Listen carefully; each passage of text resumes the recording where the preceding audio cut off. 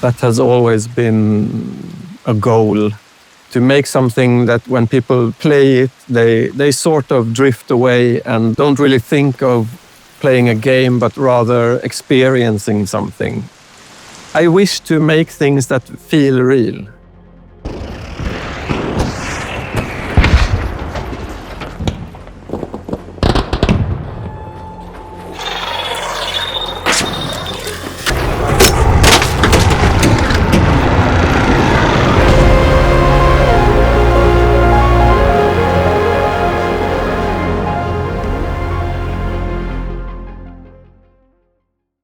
When Arc Raiders was announced back in 2021, I couldn't wait to hear what the game will end up sounding like.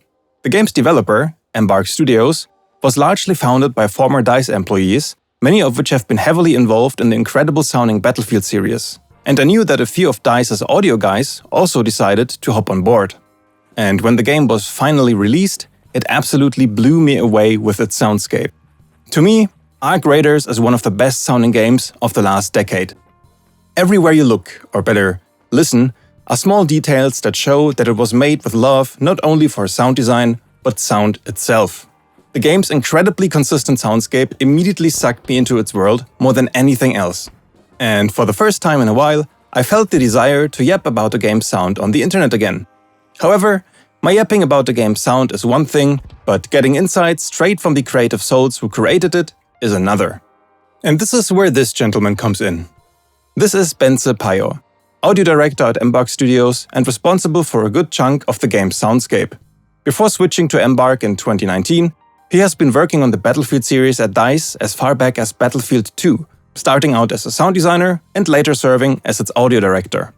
Bence was kind enough to give me some of his time and talk about the sound design of Arc Raiders. This video will be more of an explained showcase of the game's soundscape aimed at anyone interested in the topic, but you can find the full talk featuring intricate technical sound design insights in the video description. Adding to this, Bence and his colleague Olof Strömqvist have also been guests in the great Audiologs podcast by Dominic Katarina and Daniel Richer, which I'll also link in the description. Alright, let's start digging into the sound design itself. I personally feel one of Arc Raiders' biggest strengths is the fact that its soundscape sounds so incredibly consistent. Everything sounds glued together, as if it actually exists in the same space. And that's absolutely no accident. Yeah, I think the fundamental thing is, I think, a desire to create fantasies for people to immerse themselves in, to make something that when people play it, they sort of drift away and don't really think of playing a game, but rather experiencing something. I wish to make things that feel real. I think in my taste, it's closely tied to simulation as well. We try to spend a lot of time making the game feel like some kind of simulation of the things that are happening. Now, you might say, well, yes, good sound design is usually immersive. And I'd of course agree with that. But there is a huge difference between making a soundscape believable and trying to make a soundscape sound real. In reality, sound is an actual physical thing that follows the laws of physics. An emitted sound will interact with its environment in a myriad of different ways and change its character dramatically before it even reaches our ears. If you think about it, the environmental affects the sounds you hear to a huge extent, much more than you think. But when you start listening for it, it's extreme. So we've always had this desire to try to model that somehow. This realization alone can recontextualize the way to approach sound design massively. But there's a catch.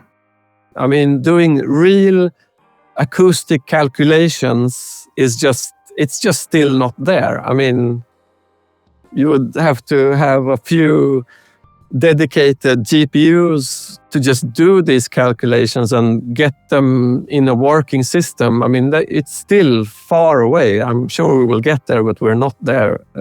So we have to do a lot of cheating. And this cheating is what makes all the difference. On top of doing great sound design, you now have to think about how you can recreate physical audio phenomena without spending copious amounts of your time or tanking the game's performance. The logical question now is, how do you do that? How do you cheat acoustics? One of my personal favorites from the game is the dynamic slapback system, simulating sound, bouncing off walls and other hard surfaces around you. It's like also a poor man's acoustics. We do these and we have a bunch of them and they are hooked up to our panner that we use as well. Of course, it's hard to just use a digital delay because it will do a lot of phasing. I mean, there is a lot of phasing going on in real life as well. But I mean, a real environment is so complex that it's not just a simple slapback. There are so many things that happens to a sound on its way to a wall and back to you. So we do a lot of things to prevent that kind of bad phasing. So we filter it before we send it in different ways, and we do. Yeah, I mean, we try to give physics surfaces different reflectivity and so on. Everything to sort of approximate and fake real acoustics. And there is another side effect of the slapback system that the audio team makes very conscious use of. Yeah, I mean, we've been working a lot with that, and it's a way also to glue all the recordings together. Because, I mean, every recording has the footprint of the environment it is in. And, I mean, when you move through a game, you move through 1,000 environments. And you can't switch content for each environment. That's just impossible to handle. We are quite generic with this. We let basically everything leak into this to tie it together, so we can sort of smudge the edges of the recordings. Here's an extreme example. A few very random sounds, all recorded from slightly different distances in vastly different environments. On their own, they sound very disconnected from one another.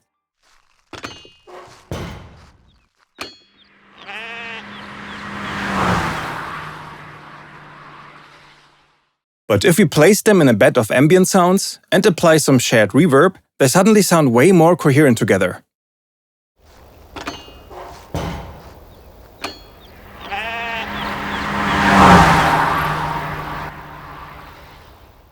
Another incredible example of the many subtle details that make the game soundscape so believable is the simulation of acoustic interference. I also love how it highlights the team's passion for understanding sound. When you do a lot of recordings, you start to recognize these things from recordings. Where I live, there is a military base, so there's a lot of helicopter traffic. I always have this opportunity to hear helicopters come and go, and it's like, oh, there's this comb effect, this comb filter effect is so prominent on stuff like that. And I mean, it's just something that you want. This so-called comb filtering effect that Bence describes happens when direct sound mixes with reflections from the environment. Here's a very basic way to think about it. Sound travels as waves, and when two sound waves meet, they interact. Some parts of the sound reinforce each other, while others partially or even fully cancel out. When we, for example, hear a plane pass overhead, a portion of what we hear is the direct sound of the plane. But the ground and objects around us also reflect the sound back into our ear, although with a slight delay, because it takes additional time for the sound to first reach the object or ground, and finally end up in our ear. This means that, at our ears, the original sound now mixes with all these slightly delayed reflections. Because of this delay, certain frequencies are boosted, while others are reduced. And as either we or the plane move, the timing between the direct and reflected sound keeps changing, which causes the affected frequencies to shift over time. This is why the sound can take on a moving, whooshy, almost tonal quality. The vents on Blue Gate are probably the clearest example in the game.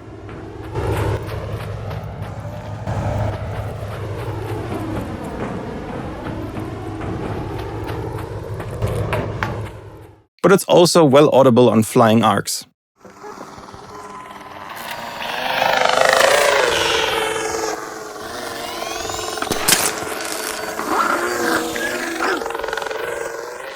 But as Bence said before, these basic simulations or approximations of acoustic phenomena have their limits.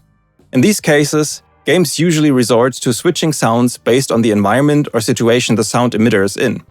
This, in turn, can quickly result in an exponential increase in workload, as the same sound now needs to be voiced for different environments.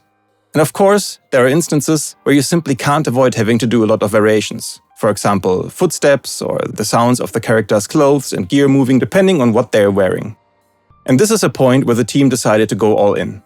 I think one of the most important things for me is recording the content.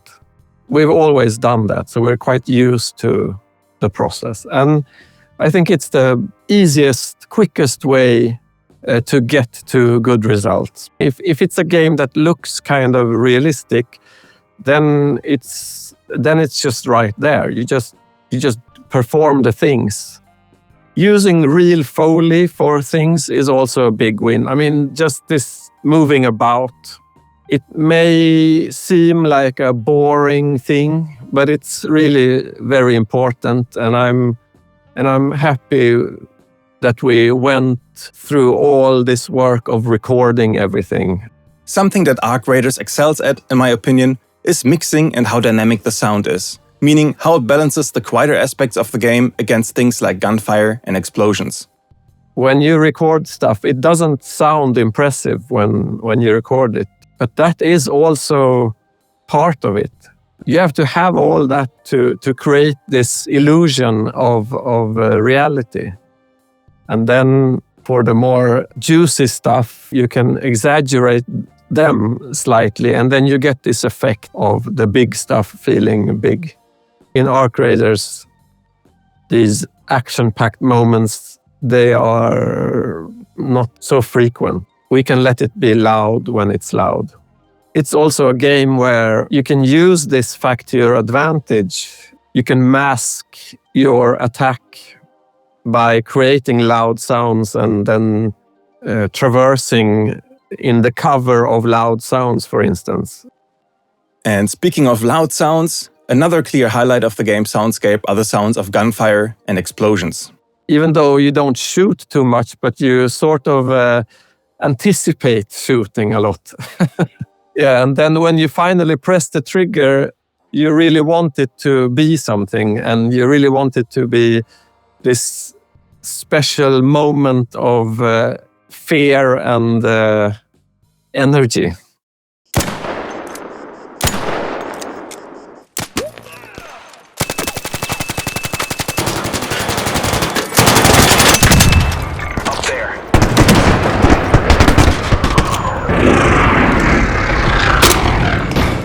Again, like realistic sounds there are key, I think, to get that visceral feel. I mean, real weapons are super scary. It's super loud. It is fear-inducing. So we do the recordings for guns as well. And try to record in the environments we plan to have, and record the different calibers. We usually use it in a very natural state. I mean, we don't do much processing with the recordings. It's mostly just gain and a little bit of EQing and some transient shaping is needed as well sometimes, depending on what you're doing. But those are the main ways that we manipulate the recordings. Now, if you're not a sound designer, Bence mentioning that they leave the recordings pretty natural might not seem like a big deal. But look at it this way. Bence is basically saying that the recorded material works well enough for them to be ready with a minimum amount of processing. If you've ever done a weapon recording session, you might know that getting good material is far easier said than done. There are so many factors like picking a suitable location, knowing what to record, knowing what microphones work best at what angle, at which distance, with how much gain you want to run the recording into the limiter, if at all. The list goes on. Aside from having extensive professional experience, Bence mentioned that they cooperated with the same recording companies that they've already worked with during their Battlefield times at DICE. So, the beautiful weapon design we hear in Arc Raiders and the finals is the result of years and years of finely tuned workflows, recording expertise, and extremely refined taste in terms of in-game implementation. And speaking of implementation, this is how it works in the game. It's split up in parts of the weapon and also distances. So, like there is the low-end thump of the weapon sound, and that is separated, but it runs at 3 or 4 different distance recordings. So that's one part. Then we have the environmental response. That's also split into calibers, then split into distances, split into a type of environment.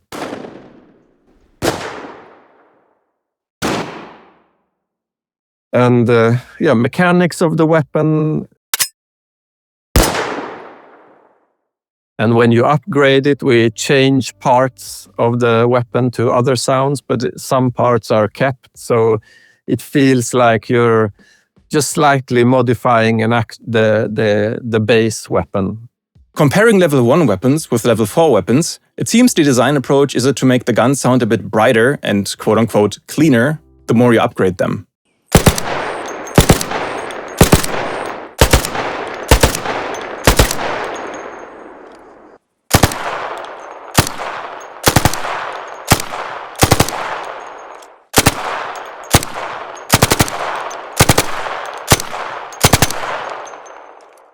You can put weapon mods on, and then basically our system handles that like a suppressor.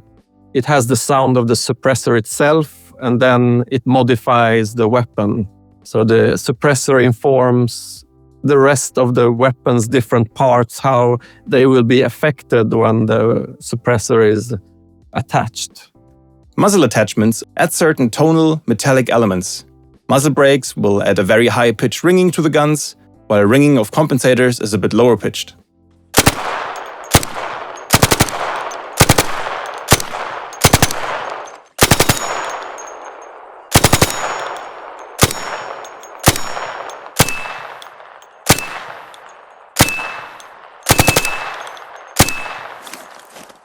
Something I want to bring special attention to is how careful and consciously the audio team makes use of the low end in weapons, or, to use a more common term, bass. It's the low end. The low end is that's always the hard part. It's so tempting to add low end to things, because it's just like when you listen to it alone, it just sounds nice to have a lot of low end, but then when you have to you have to balance the whole arsenal of weapons, and you can't have too much low end for the small weapons. Yeah, and you have to also save low end for the explosions. If they are going to have any chance of sounding bigger than a gun, they have to get their low end. You just have to be super careful. Another thing I think is worth mentioning is the underlying technical side of the game's audio. When working on the Battlefield series, the team used DICE's own Frostbite engine. The engine's audio part developed over time to specifically suit their audio needs, and they helped shaping it. But Arc Raiders uses the Unreal Engine. I was almost sure that the game would make use of so-called audio middleware, a third-party software with a lot of powerful dynamic audio manipulation capabilities. Middleware is able to interface with the game engine and basically take over the handling of audio. But in the Audiologs podcast, they said they are basically using the default Unreal Engine audio solution with sound cues. I like sound cues. It's super simple. You can play sound, and then you just have to make a good sound. And they can't even use Unreal Engine's meta sound system to a larger extent. We are on a older version of Unreal 5. There are a few performance issues for us, so we can't use too many meta sounds. Our low spec is very low, and that's also one of the reasons that we have to keep it super performant. What they did do, though, is write more sophisticated systems for triggering and manipulating these sounds with AngelScript. AngelScript sits somewhere between Unreal's easy-to-use but not very performant visual blueprint scripting and the more performant but harder-to-master scripting in C++. I mean, we use these AngelScript things all over the place. It's really everywhere. And it's easier to use it because it becomes more of a set framework to solve certain things instead of just freebasing in Blueprint. But I mean, it's very prominent, I think, the way we detect when you move through environments and all of the like wind and brain and all of the things that are going on around you is basically detected by these AngelScript systems. Last but definitely not least, I want to take the opportunity to highlight the audio team at Embark itself, of which most were already responsible for making the Battlefield series sound so incredible. I'll summarize it a bit, but again, the full talk can be found in the video description. We have one dialogue person per game, so 2. We also have a dialogue designer who's also an engineer. So a guy called Simon. Simon started out as a QA person on DICE, and then he started coding quite early, and then he just took off completely. And then we have Olof, who is doing programming and sound designing. There's a couple of other. We have a real audio engineer as well, the adult in the room, as we often call him. It's Marcus Dimdahl. Yeah, I mean, he does the low-level C++ parts of the things that we just that no one understands. And then we have 2 sound designers as well who have mostly been working on the finals, Carl Strandberg and Andreas Almström. And those are also old colleagues from DICE. So we've all been part of working on the Battlefield games. It is a little sweet tag team. It's really a small group. And I think it's also been our strength to not be too many. Sure, a small team with a more horizontal structure has the potential to make decisions faster and work quicker. At the same time, I think that the team at Embark has another huge strength: the simple fact that most of the team have worked together for so long. We are so small and we've been working together for such a long time that we never really discuss direction because we're so used to how we want things to sound and so on. And all of us has the same approach, more or less. So it's just a matter of just getting things done. Something else that shows the team's trust into each other and their aligned vision is the fact that they even work on each other's sounds if they see fit.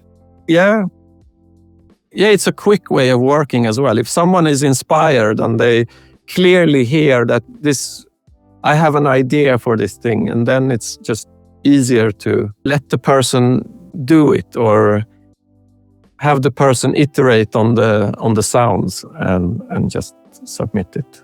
That's such a nice workflow. Another remarkable thing is the fact that Embark's co-founder and creative director, Stefan Strandberg, used to first be a sound designer, then audio director, and finally creative director on the Battlefield series. We're just waiting for the ambush over here to advance into this area. Ben is over there. Bence is just over here, and Marie is further down. Having someone in such a position understanding the full importance of sound firsthand, while also sharing years of work and an aligned vision for sound together, is absolutely remarkable. No, we work very closely. So yeah, of course, that's a huge advantage. I mean, I've worked with Stefan since Battlefield 2, and we've shared rooms for years, and we worked on a lot of the Battlefield games together. So he started working as a creative director already like a long time ago. We've sort of been discussing these things for for 20 years. It's very nice, and he has the same wish for realistic sounds as I do. So it's very easy to work on Arc Raiders because we have the same taste. So it wasn't really a discussion. While talking to Bence, one thing became very clear very quickly. He really, really loves what he's doing. And despite working in audio for over 20 years, he still seems so eager and passionate to learn about sound. And of course, talk about it. It was a joy to watch his calm and settled demeanor break up a bit once he started talking about acoustic phenomena and the experiences he gathered during recording trips. I only got to talk to him, but if the other videos and the sound of the finals is anything to go by, I'm very sure that the rest of the audio team is just as honestly passionate and curious as Bence. And I think it is this honest passion, this love for not just sound design, but sound itself, that leads to Embark's games sounding this incredibly good. My most heartfelt thanks go out to Embark Studios as a whole for making a great game my friends and I gladly invested over 100 hours into already, Embark's audio team for making it sound so fascinatingly immersive, and of course, Bence for taking the time to sit down and talk to me. He said he hopes that the team's work and him talking about it inspires people. It definitely inspired me, and I'm sure it will inspire many, many more. Again, you can find the full talk in the video description. But otherwise, that's it for today. So, thanks and have a good one.